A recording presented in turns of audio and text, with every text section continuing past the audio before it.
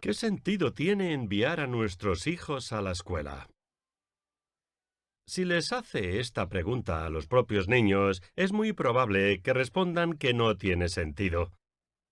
Desafortunadamente, considerando el estado actual de nuestro sistema educativo, esa es probablemente la respuesta correcta, y un niño que nunca creció, G. K. Chesterton, pensó que era la respuesta correcta hace mucho tiempo. En su opinión, el propósito de la educación obligatoria es privar a la gente común de su sentido común.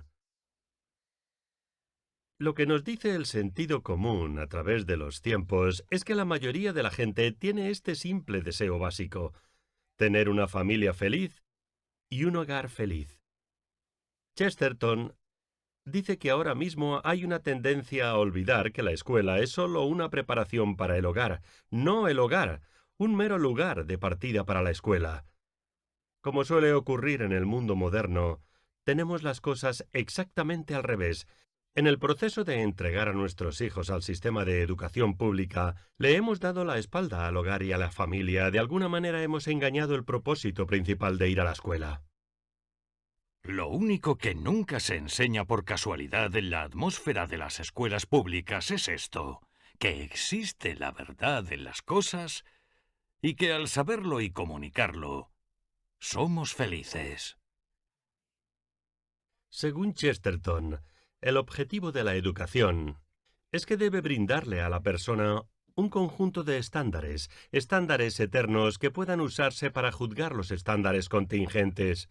También tenemos esto al revés. Nuestras escuelas cambian sus estándares con más frecuencia de lo que cambian las bombillas. Chesterton dice que la mente moderna no puede tomar una decisión, no tiene una filosofía eterna, ningún punto de referencia eterno.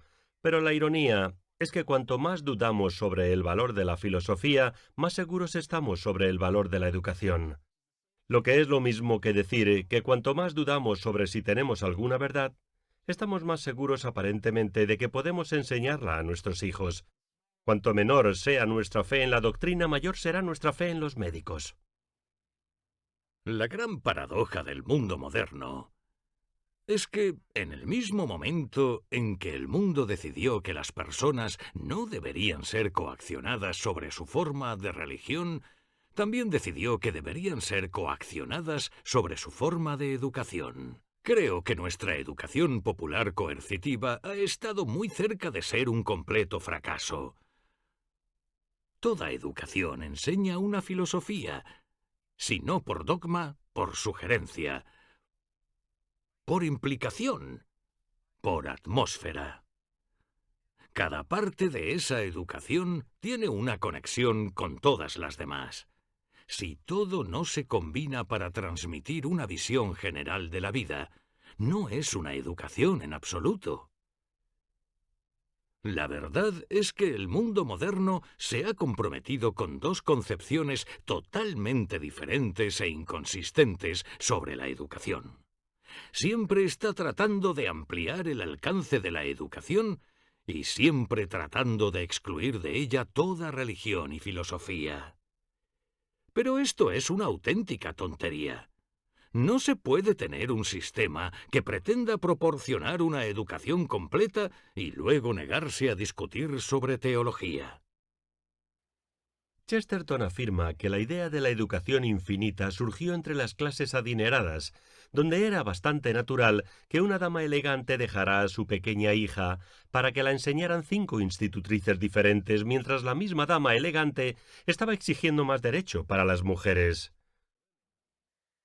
Y fue esa mentalidad, más o menos, la que se convirtió en la base de nuestra educación pública moderna, la idea de confiar un niño a especialistas mientras los padres se van y hacen otra cosa.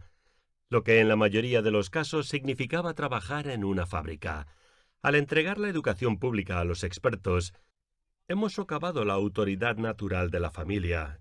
Chesterton dice, el hombre de la calle está totalmente a merced de un sacerdocio académico. Pero hay un problema adicional con este sistema, porque no tiene las mismas ventajas que la dama a la moda tenía con sus 5 institutrices. Como señala Chesterton, entre las personas más pobres no puede haber 5 profesores por alumno. Generalmente hay alrededor de 50 alumnos por maestro. Allí es imposible cortar el alma de un solo niño y distribuirla entre especialistas. En cambio, destrozamos el alma de un solo maestro de escuela y la distribuimos en harapos y sobras a toda la multitud de niños. En el caso de la pobreza competitiva, que es el común de la humanidad, volvemos a una responsabilidad parental general que es el sentido común de la humanidad. Y también volvemos al padre como responsable de la educación. Si exaltas la educación, debes exaltar con ella el poder de los padres. Si desapruebas el poder de los padres, entonces con ello debes desaprobar la educación. La educación privada rara vez es universal. La educación pública puede ser comparativamente estrecha. La madre que trata con sus propias hijas en su propia casa, tiene que lidiar literalmente con todos los lados de una sola alma humana. Chesterton dice que la casa humana es una paradoja, porque es más grande por dentro que por fuera. Cuando salimos del hogar, cuando pasaríamos de la vida privada a la pública, estamos pasando de un trabajo mayor a uno menor, de un trabajo más duro a uno más fácil. Y es por eso que la mayoría de la gente moderna desea pasar de la mayor tarea doméstica a la comercial más pequeña y sencilla. Prefieren estar en el mundo de los negocios atendiendo las necesidades menores de 100 personas diferentes que satisfaciendo todas las necesidades principales de una sola persona, lo que incluye servir comidas, conversación y apoyo moral. Prefieren enseñar un curso de trigonometría a 100 niños que luchar con todo el carácter humano de un niño. Chesterton dice que cualquiera que se haga responsable de un bebé pequeño en un conjunto pronto descubrirá que está luchando con ángeles y demonios gigantes. Si bien la educación pública sufre el problema conflictivo de que no hay suficientes maestros y sin embargo demasiado especialistas, el resultado es una falta de resultados. En realidad, los niños siguen aprendiendo cada vez menos. Ni siquiera pueden obtener una educación básica. Decir que los modernos tienen una educación a medias puede ser demasiado elogioso para esa mitad. No tengo más que información general, pero es muy amplia. Lo que me sorprende de las personas más jóvenes, más brillantes y con una educación más progresista que yo, es que su información general es muy vaga. Las escuelas son dolorosamente conscientes del declive de la educación, y por eso luchan por probar nuevas cosas, nuevas teorías, nuevas formas de enseñar. Chesterton dice que la mayoría de las teorías educativas son más jóvenes que los niños a los que se les enseña. Ya no educamos a los estudiantes, estamos educando a los educadores y dándoles un grupo de estudiantes para que experimenten con las últimas técnicas de enseñanza. Chesterton dice que nuestras escuelas son barridas hoy en día por una ola tras otra de especulación científica, una moda tras otra y una novedad tras otra. Hay un rechazo total de la tradición, de las verdades que construyeron nuestra civilización, las verdades transmitidas de generación en generación, las ideas predominantes en la educación moderna desde la guardería hasta la escuela de posgrado. Desafían el sentido común e insultan al hombre común. Peor aún, oprimen al hombre común. Hay dos formas de lidiar con las tonterías en este mundo. Una forma es poner las tonterías en el lugar correcto, como cuando la gente pone tonterías en las canciones infantiles. La otra es poner tonterías en el lugar equivocado, como cuando las ponen en discursos educativos, críticas psicológicas y quejas sobre canciones infantiles. Lo que lo hace aún peor es que todo el mundo sabe que la educación se encuentra en un grave desorden. Todos están molestos por las escuelas, pero como dice Chesterton, las personas que intentan escapar del sistema son encontradas y castigadas. Las personas que no se encuentran en ninguna parte son las que están contentas con el sistema. Es raro encontrarse con alguien entusiasmado con nuestro sistema de instrucción elemental. No es común encontrar a alguien que esté libre de serios recelos al respecto. Nadie parece muy interesado en la educación, y menos los educadores. Tengo un gran respeto personal por los maestros de la Iglesia y las escuelas públicas en lo que respecta a su incansable alegría, laboriosidad y valentía. Pero nunca conocí a uno de ellos que pareciera del todo seguro de que el sistema estaba haciendo algo bueno. La causa básica de todos los problemas de la educación moderna se puede resumir en 3 palabras: Darwin, Marx y Freud. Las ideas de estos 3 hombres han impregnado todo el pensamiento moderno, y sus teorías son muy parecidas. Son estrechas, materialistas, fatalistas y completamente anticristianas. Su influencia se ha sentido mucho más allá de sus campos limitados. Las ideas de Darwin han contribuido a una creencia ciega en el progreso. También han servido como justificación para un capitalismo despiadado en la mentalidad de supervivencia del más apto. En nuestras relaciones comerciales y políticas, las ideas de Marx sumergieron a medio mundo en la oscuridad durante la mayor parte del siglo pasado, pero en la otra mitad del mundo han servido de justificación para el crecimiento extendido del Estado y la pérdida de la autoridad en la familia y la centralidad del hogar. Y las ideas de Freud han llevado a un énfasis excesivo en el sexo y han servido como justificación para la normalización de lo anormal y el declive generalizado de la moralidad de nuestra sociedad. Las comunidades académicas que se venden totalmente a estas 3 características han elevado la ciencia, la economía y la psicología por encima de la religión. De hecho, todos estos 3 se han involucrado para explicar la religión. Chesterton dice que el principal deber público que tenemos ante nosotros hoy no es educar a los no educados, sino de deseducar a los educados. Podríamos comenzar este proceso de devolver el sentido común a la educación, descartando a Darwin, Marx y Freud y todos sus secuaces, o estudiándolos lentamente con el propósito de descubrir qué está tramando el enemigo. Chesterton no dice que no haya absolutamente ninguna verdad en Darwin, Marx y Freud. Dice que las verdades menores de las que se apoderaron las declararon total y completamente desproporcionadas con respecto a otras 1000 verdades. Cada uno de ellos tomó no tanto una verdad a medias, sino una centésima parte de una verdad, y luego le ofreció no solo algo, sino todo, sin haber hecho nada más que buscar 3 pies al gato.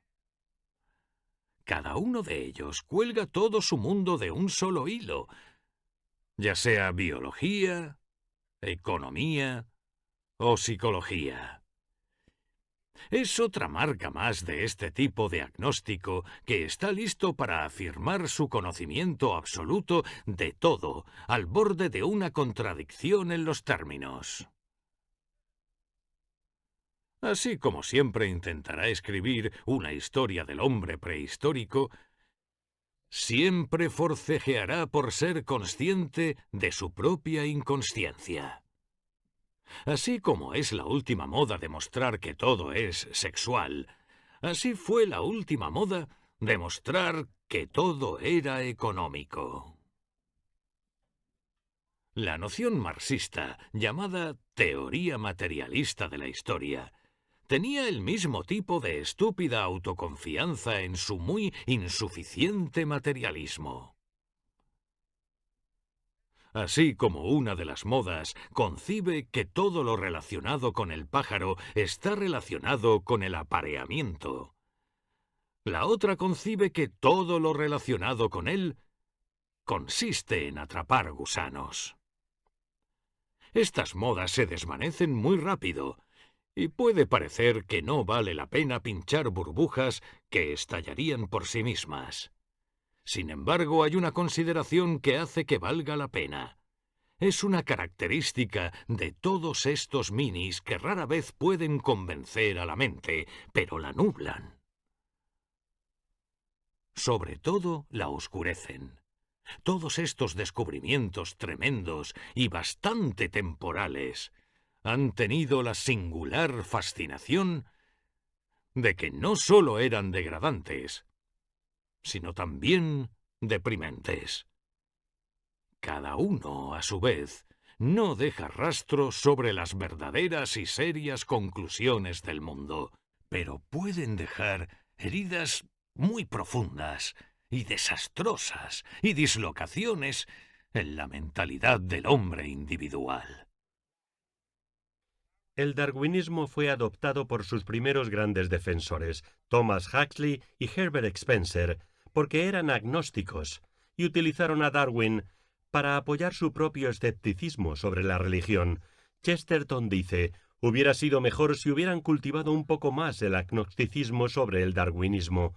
El problema no es que abrieron la cuestión evolutiva, sino que la cerraron. La evolución ya no es un tema de debate. El darwinista no será condescendiente ni discutirá contigo. Él te informará de tu ignorancia. No iluminará tu ignorancia. Chesterton señala una serie de debilidades en la teoría de Darwin, incluida la notable falta de evidencia fósil. Dice que continúan demostrando la teoría darwiniana a partir del registro geológico por medio de todos los fósiles que deberían encontrarse en él. Y de hecho, los enormes agujeros en el registro fósil continúan siendo tan problemáticos como siempre lo han sido. Aún falta el eslabón perdido.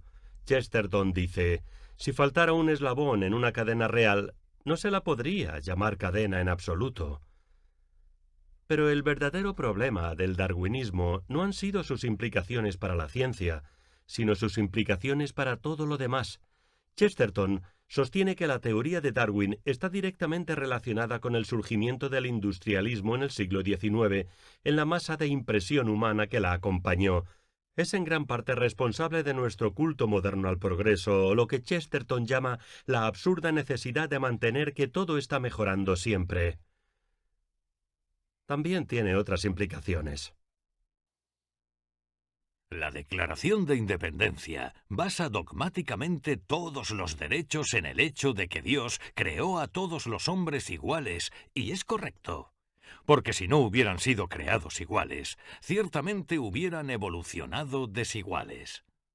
No hay base para la democracia, excepto en un dogma sobre el origen divino del hombre.